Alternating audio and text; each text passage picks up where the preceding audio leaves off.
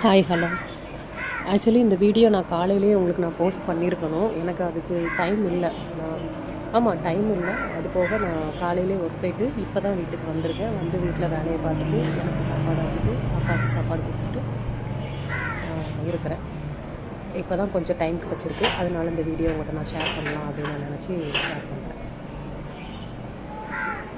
Actually இது காலையில் ஒரு 9:45 இருக்கும். எங்கள் வீட்டு வழியாக ஒருத்தன் கிராஸ் ஆகி பக்கத்து வீடு வந்து எம்டியாக தான் இருக்கும். அந்த வீட்டுக்குள்ளே குதித்து ஒரு திங்ஸை எடுத்துகிட்டு, அதாவது பைப்பு போர்டு அது என்னென்னு எனக்கு தெரில, ஒரு கம்பி மாதிரி அதை எடுத்துகிட்டு பைப்புக்குள்ளே போட்டுட்டு உடச்சி போட்டான். போட்டுட்டு செகண்ட் ஒன் இந்த வீட்டில் ஆள் இருக்கா ஆப்போசிட் வீடுலாம் பார்த்தான். ஆனால் அதுக்கு அடுத்த வீட்டில் ஆள்கள் நிற்கிறாங்க. சரியா, இவனை பார்த்தாங்களா என்னென்னு எனக்கு தெரியல. இந்த சைடு கேமராவை நான் பார்த்தா தான் அது எனக்கு தெரியும். அது என்கிட்ட இருக்குது அந்த ஃபுட்டேஜுமே. அவங்களுக்கு என்னென்னு அவங்க இருக்காங்க. சரியா, இதே இது அடுத்தவங்க ஒருத்தவங்களை பிடிக்கலை அப்படின்னா அவங்க வீட்டுக்குள்ளே அவன் வரான் இவன் வரான் அப்படின்னு நோட்டம் பார்க்க தெரிஞ்சில்ல. அதே இது இதையும் கவனிக்கணும், யாராக இருந்தாலும் அதுதான். சரியா,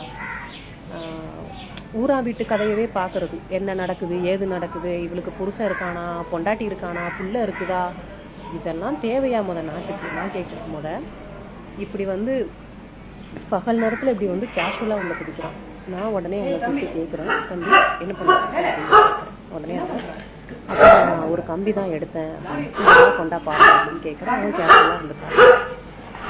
நான் மட்டும் தனியாக இருந்தேன். இல்லைன்னா கூட நானுமே தைரியமாக தான் கேட்டேன், எனக்கு கூட யாராவது இருந்தால் ஓகே, நான் இன்னுமே அவன்கிட்ட சண்டை போட்டிருப்பேன். ஆனால் அவன் என்கிட்ட ஃபைட் பண்ணேன். கேஷுவலாக அதை பார்த்தேன். பைப்பு கம்பி தான், அதை எடுத்து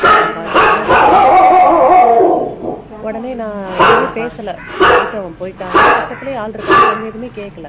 நீங்கள் வீடியோ பாருங்க, உங்களுக்கு